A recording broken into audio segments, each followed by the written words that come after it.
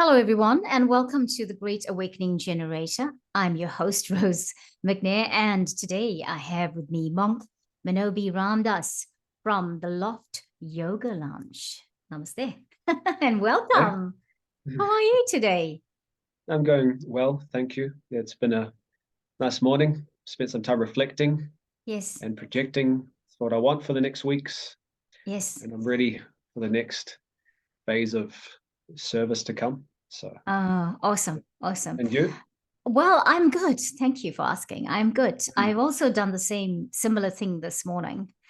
I was on my yoga mat this morning and I was doing my I suppose mindfulness practice and also some fitness and just getting myself in tune also with what is to come for the week ahead and how to again be of service and have the best experience in the current times. So yeah, I was doing that, and then I went down to the beach with the dog with the intention of grounding because I needed to ground myself. So there you go.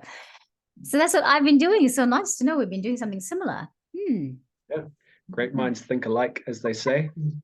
Like that. So I am so curious about you, and I know we've spoken before, and I'm just so fascinated as one so young, dare I say, as become a monk. But I know that we will leave that for another day, because today we are talking in particular about the Loft Yoga Lounge. What is the Loft Yoga Lounge? So the Loft Yoga Lounge is many things. It's more than just a yoga studio as we know it today. Actually, the term yoga means to connect, to link. Yes. So the Loft Yoga Lounge and all of its activities are based on trying to, connect us to our inner self, connect us to our higher self, as well as providing a facility where people can do the physical type of yoga, Ashtanga yoga, Vinyasa flow, Hatha yoga, all that sort of thing. So we have many activities that we do there. It depends on the individual. What are they looking for? Are they looking for just a nice night out? Are they looking for a deep night out? It's up to them. But we provide facility for everybody to explore themselves and connect more to their inner self and their inner purpose, in summary. Yeah. So I noticed we're getting some back feed in from your device. So I'll try to it's okay now. It's okay now. Just happened at one point. So we just for anybody watching. So we're sorry about that if that happens, but we sound good so far. Now, what I was gonna say is or what was occurring to me as you were saying this was okay, so the Loft Yoga Lounge does yoga practice. You offer sessions of yoga. And then you also have sessions where people can go and do a mindfulness practice. Okay. And then there's stuff where I'm taking guesses now, but it's not just yoga. That's the point of it, right? It's not just yoga. There's something more about it. And I guess we'll come to this point now. And just I'll bring it in because I was going to bring it in later, as we said. But you were talking about something called Bhakti. And so that's the philosophy of this, of the Loft Yoga Lounge, that yoga it's not just yoga, it's all those other things. So please explain that to us. Okay, so the term Bhakti, it actually means love and devotion. And again, yoga means to connect. So Bhakti yoga, which is the type of yoga that we practice, it means to connect, to our inner self, connect to our higher self and our higher purpose, through acts of service, acts of love. Because if you love someone, naturally you do something for them. So a lot of what we do involves serving the community, expressing our love for the people in that way. They involve serving our higher purpose. We have aspects of our practice which are more introspective and individual as well. So serving our higher purpose as well. And something that I like about Bhakti Yoga is very practical.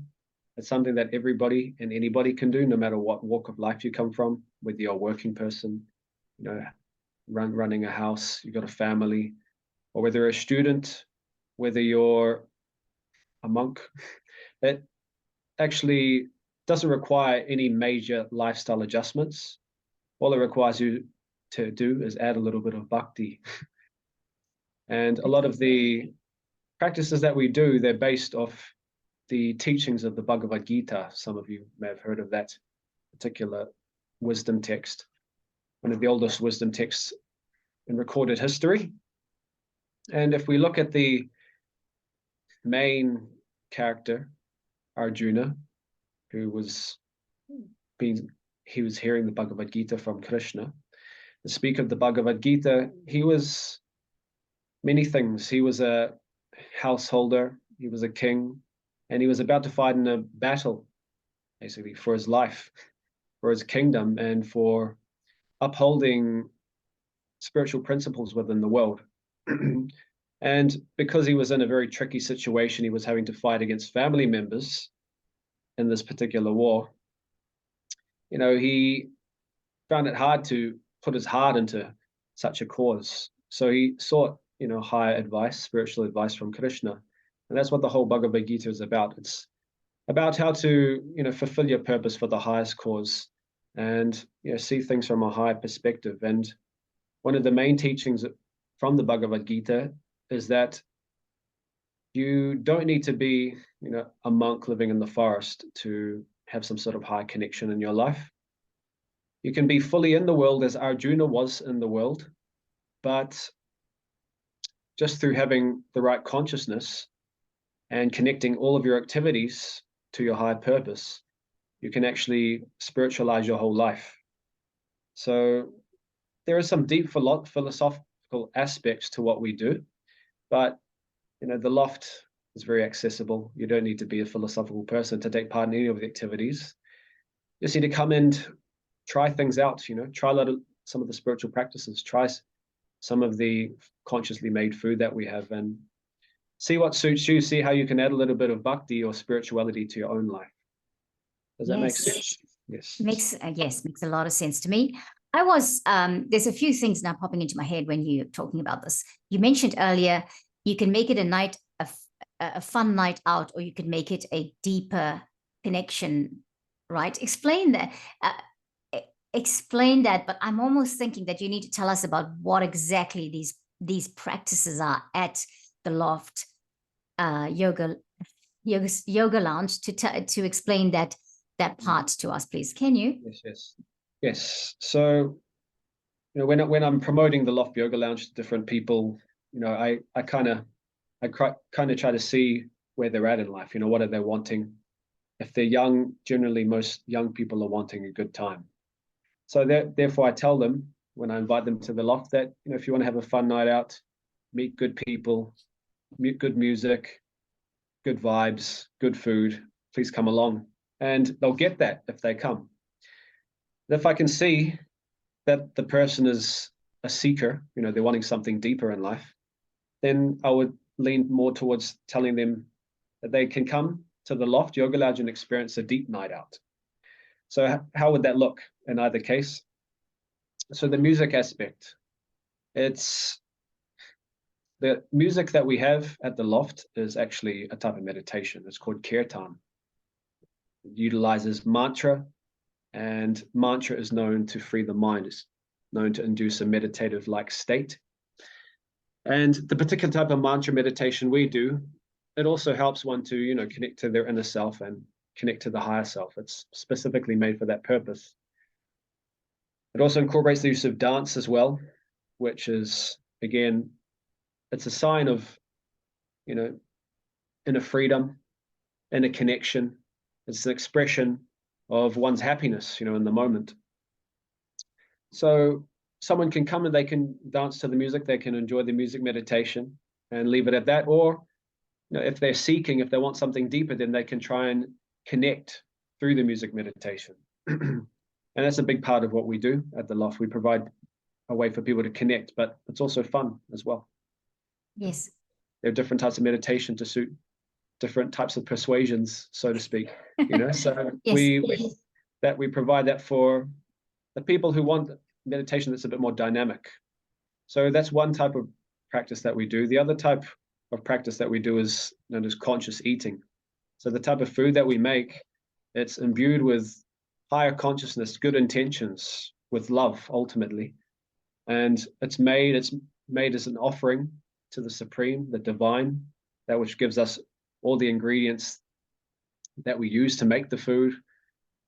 And it's like an act of gratitude, actually. And in doing that, by filling the food that we make with that consciousness, it has a whole different quality, and people can taste that.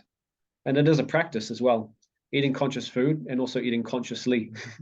Yes. So that's another aspect of the practices that we do. And we also, on different nights, we host workshops where people can learn how to implement spiritual principles and practices in their own life, because we're not necessarily taught in high school or university much about how to cater to the needs of the soul. No, we're not taught that. Yes. I guess that's what this channel is for. Yes.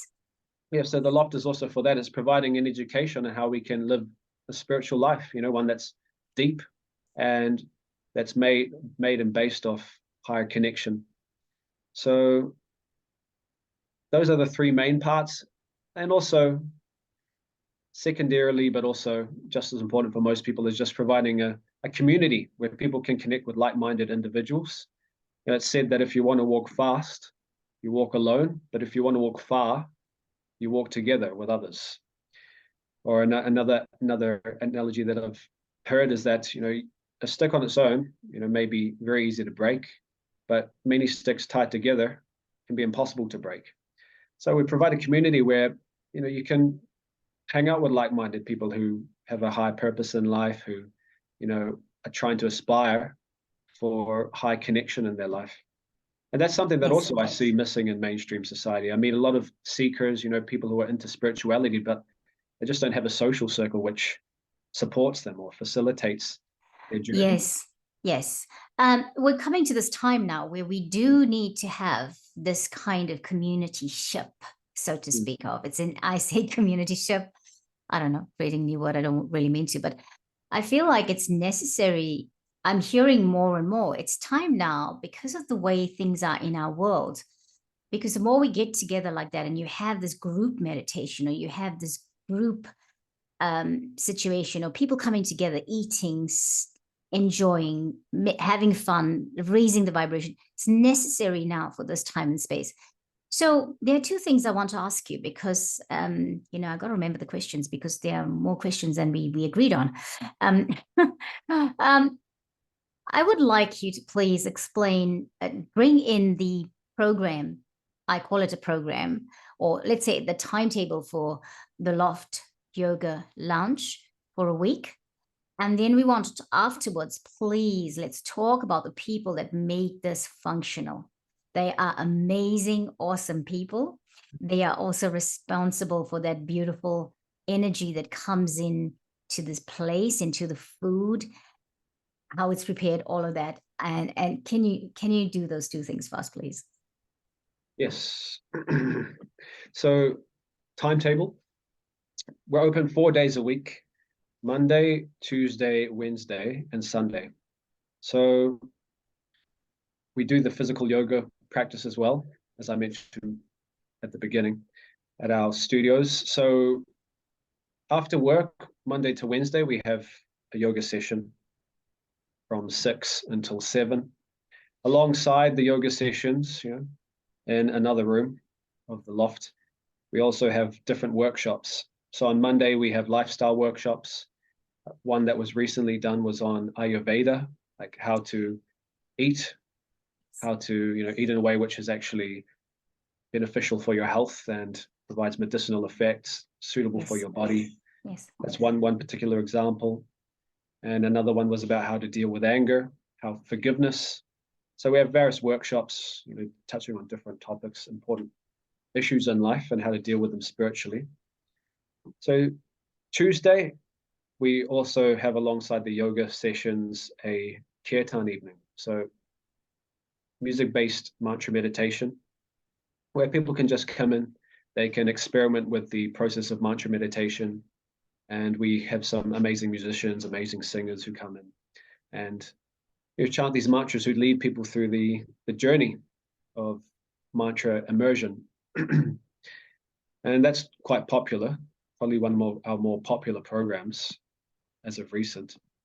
The yoga is also very popular, but seems that more people are wanting to get into the mantra meditation at this point. It's quite interesting to see. Makes a lot of sense. Yeah. Yeah. Yeah. And then Wednesday, we also have intermediate level workshops where people can go deeper into understanding the Bhakti philosophy. So that's for those who have been coming for a while and who like what we do, but who want to know more, about the Bhagavad Gita, know more about themselves, and I guess immerse themselves in spirituality in a big way. So those are the 3 days during the week, and then we have Sunday, which is considered our biggest day. It's our most popular night. We can get anywhere from 80 to up to 130 people, depending on what event we're having. And that's known as the Free Spirit Festival. So it's a night where we incorporate all the different elements of our program. We have a free yoga session happening at 4 p.m. So it's free. You come in, you don't have to pay anything. And then the festival starts after that. So the festival goes from 5. And again, involves all these elements: music, meditation, discussion, presentation on spiritual philosophy, and an amazing dinner. It's usually the favorite dinner of the week. It's a feast, actually, all you can eat, vegetarian, plant-based. And that's where we get the widest range of people as well. Everyone from high school age all the way up till their 60s. This age is just a number, basically. But spirituality is universal. So that's what's going on at the moment. But if we have more people coming, then maybe we can do more. Yes. Okay, so that's great. So tell me about the food aspect and the volunteers that work at, or that I won't say work, that give their service to the loft, as well as preparing food. And because the trick question is, how do you get that high vibrational energy into the food, that it tastes different, that it's uniquely different? Okay, so first of all, again, as you just touched on, everyone who helps at the loft is a volunteer. It's all voluntary.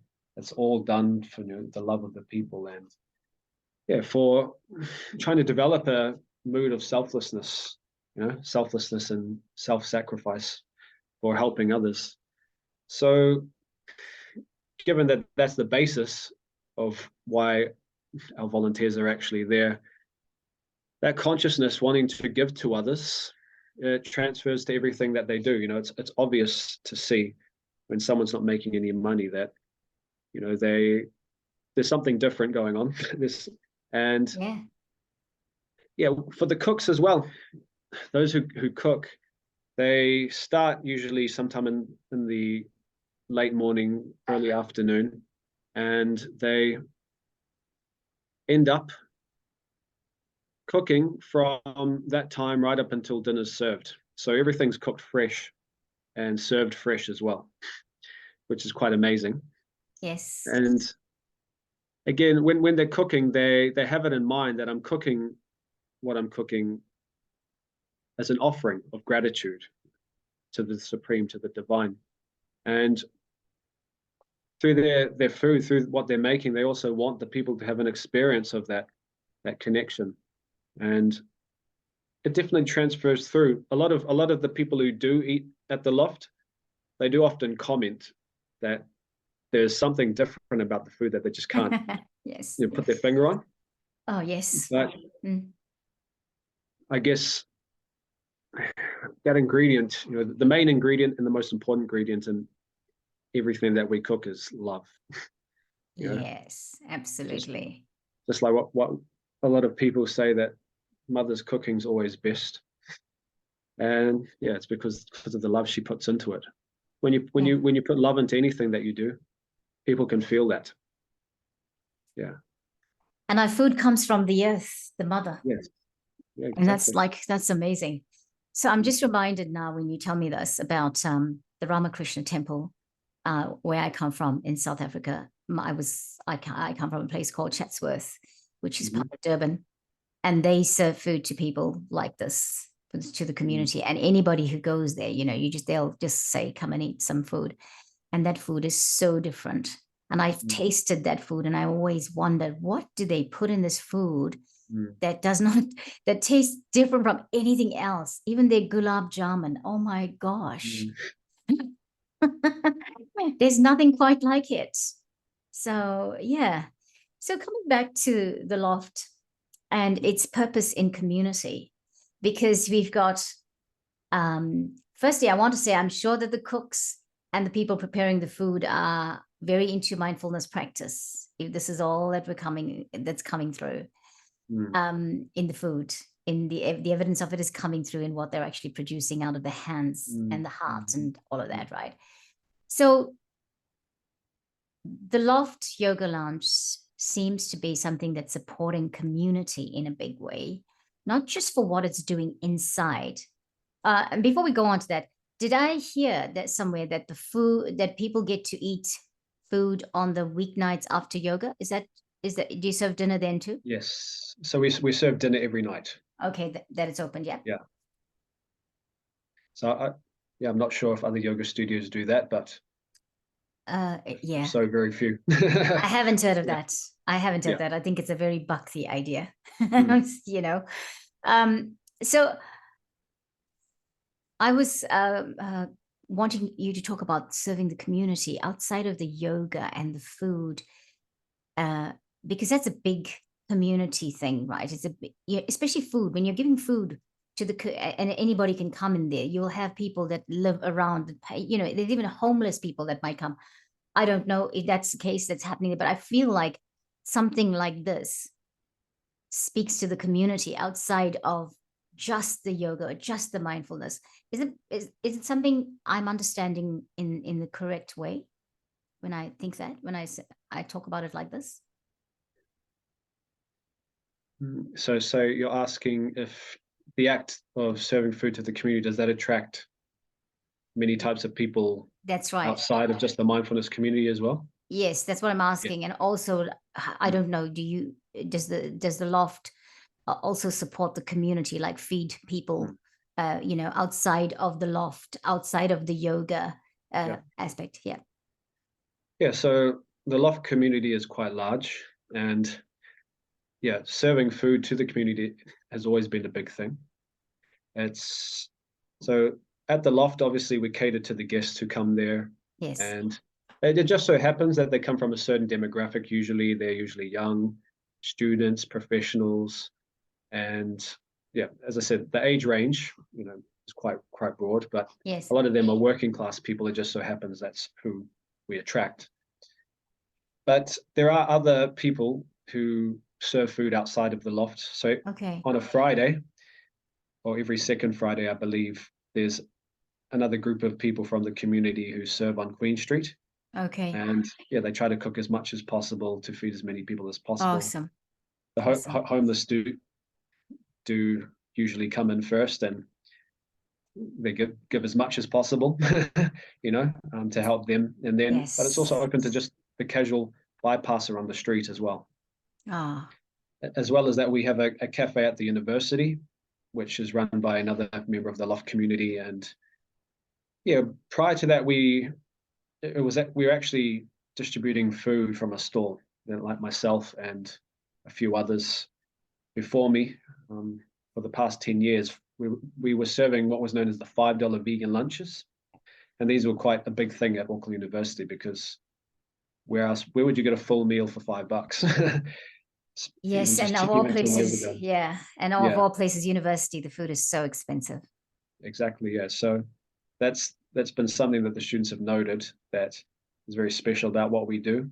The prices are so low. Yeah. So just because of our popularity, it was growing and growing. We eventually ended up getting a cafe. And yes, we still run it by the same principle that we want to give cheap, but wholesome, consciously made food to students. Awesome. So those are our three main things that we do for the community. But of course, we'd like to do more. Sometimes we also do like myself and some of the guys I live with, we serve food at various exhibitions around Auckland, such as the Go Green Expo. Yes, yes, Even the Big Gay Out. You'd be yes. surprised. Monks do go to the Big Gay Out. But yeah, so it's we we'd like to have our hand in more pots, so to speak. We'd like to spread and serve more of the community, but one of the main things that we always encounter as an obstacle is just the manpower thing. Yes. We need more people to join, who are keen to help out with the cause. Yeah. And the opportunity to help and like to plug into a set of activities which are serving the community is there, and you yourself will also find some fulfillment and satisfaction, because actually the greatest pleasure we can experience generally comes from serving others. That's right. So we're doing something, but we'd love to do a lot. We'd love to do more. I think, I think what comes to mind is, we can't save the world, but we can do that little bit that where we are. I mean, what the Loft is doing and the people that volunteer there are doing is not a little, it's a lot. And but you can do what you can do in that space and time that you have it to do with what you have to do it with. And I think that's important, because eventually that will filter out. We have no idea. We are clueless about what effect these things have on people. And food is an amazing thing to have, to be able to serve people. There's just something about food. I don't know what it is, but it changes the whole vibration, because a full warm stomach just changes the whole body and the mind and the spirit. It lifts up everything, doesn't it? Yes. Yes. As they say, the way to a person's heart is through their stomach. Exactly. Yeah. That's not just about a woman trying to find a husband. That's for everybody. It's universal. It's universal. Yes. Right. I have to ask, and this was a question that was supposed to come up sooner, but I wanted to say, so where did the idea of the Loft Yoga Lounge come up? So many decades ago now, or 2 decades, 20 years ago, before my time, I think I would have just been a 5-year-old. There were people who, had the vision of wanting to, serve others and allowing them to reach their higher purpose, through lifestyle, offering lifestyle education, consciously made food and how to cook it. The whole Loft package, it was there in some individuals' minds, and they wanted to make it a reality. And the main person who actually came up with this idea, his name is Devamrita Swami. He is a teacher for a lot of us in the community. He frequents New Zealand a lot, but he spends a lot of his time traveling around the world, teaching and even starting up other establishments like the Loft. Yes. He's recently in London, I believe, a similar establishment has been started called Studio 108. Okay. Which is, I heard it's quite hip. It's doing very nicely. There's another place in Melbourne as well called Mantra Lounge. So there are other places that are doing like we do, but it all started in New Zealand actually under his guidance and through his innovative nature. Yes.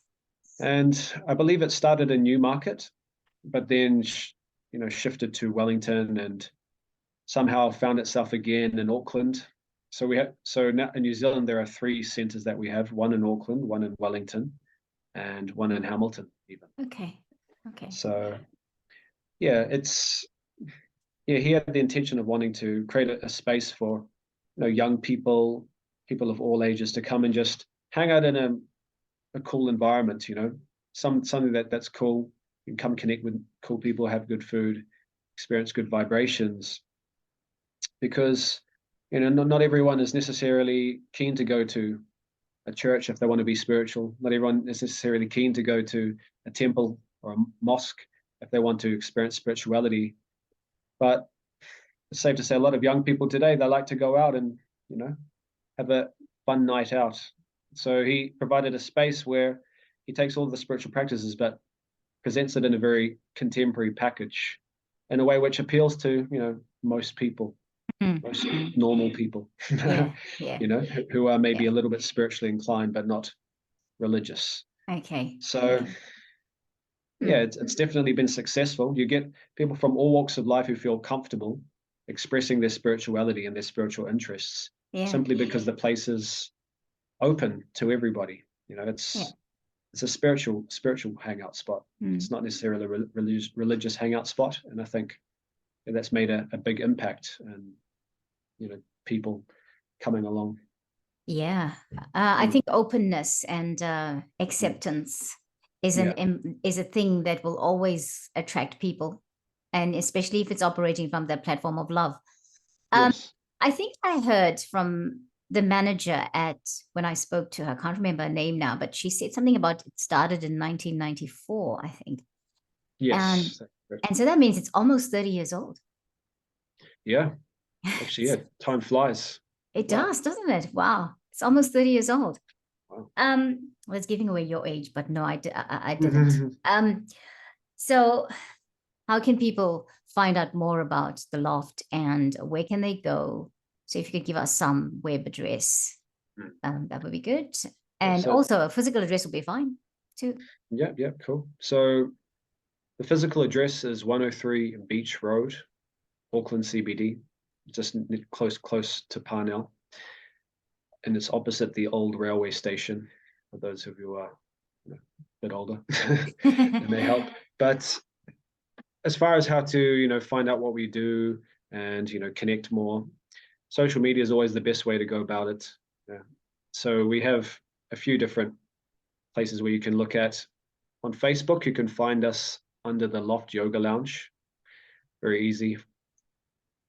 On Instagram, you can find us again, the_loft_yoga_lounge. You got to have underscores to look cool on Instagram, And then the other place is online websites. So we have website again, the Loft Yoga Lounge. Simple. You just search up the Loft Yoga Lounge online, you'll find everything that you need to know, and yeah, all the information are in all those places as well. Great. And I'll put the links in the description box anyway for everyone if they want to get in touch or find out more. Yeah. Right. So before we say goodbye to you, is there anything else you want to tell us that I did not ask you about yet? Okay. So yeah, I'd like to highlight the fact that there are two main events or big events that are happening in Auckland. One is going to be at the Loft next Sunday. I believe it is Sunday the 23rd, if my maths is correct. Yes, it is. Yes, 23rd of July. Yes. Yes, exactly. So we're going to be having a Japanese vegan food festival. Wow. So again, when we serve food at the Loft, not only is it consciously made, but we also serve food of various cuisines from all over the world, Okay. And yeah, Japanese is a big one in Auckland, if you haven't noticed. Asian, St. Pierre's. So that's a very big franchise here. So you'll be super surprised to see that you can also do Japanese in a plant-based way as well. So not only will we be serving food, all you can eat buffet style. We're also going to be doing our usual kirtan, music meditation, dance party, spiritual dance party. There'll be presentations given by some of these spiritual practitioners there about how to eat conscious food and live a conscious lifestyle. Usually these events are the most popular events of the year, I have to say. Yeah, last time we had a food festival, it was like similar to my experience being in India in certain places, and the fact that the place was so full is that you could barely move around, but it was an ecstatic experience. It's a sign that something's good when lots of people show up. Exactly. So there's that, and then for those of you maybe younger, university age, we're planning to have a festival at the university on the 27th of July. It's going to be known as the High on Life Festival. So we've all experienced, or some of us maybe have experienced being high in other ways. We're trying to promote getting high off life, because life, the inner self, our inner connection has a lot to offer in terms of happiness, in terms of enjoyment. You know, it's good to go out a journey, you know, learn about the world, learn about different cultures, but actually you can make the most progress and learn the most about yourself by going on an inner journey. So at our event, we're going to be having cultural performances. We're going to be offering our amazing plant-based food. You know, everybody knows what that's like at university. There'll be live bands, there'll be workshops on various aspects of wholesome, conscious living. And we're going to be collaborating with other clubs on campus. You know, we're trying to make it a community thing. One of the things that we feel, you know, university life or campus life could improve on is just having that community feel in Auckland.